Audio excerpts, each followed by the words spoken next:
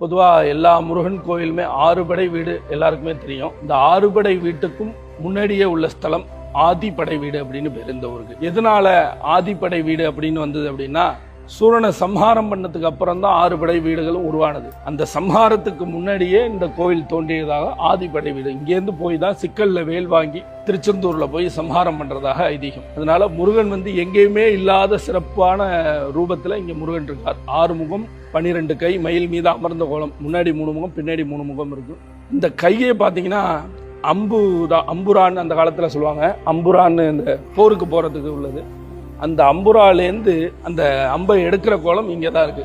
அதனால சத்ரு சம்ஹார ஸ்தலம் அப்படின்னு இந்த ஊருக்கு இன்னொரு பேர் உண்டு. சத்ரு அப்படின்னா எதிரிகள்னா நமக்கு வேண்டாதவங்க ஆகாதவங்கன்னு கிடையாது. அந்தர் சத்ரு பகிர் சத்ரு அப்படின்னு 2 விதமா இருக்குது. நம்ம உள்ளுக்குள்ளேயே நம்ம பல கஷ்டங்கள், மனசுக்குள்ளே இருக்கக்கூடிய கஷ்டங்கள் எல்லாமும் நமக்கு ஒரு சத்ரு தான். அந்த கஷ்டம்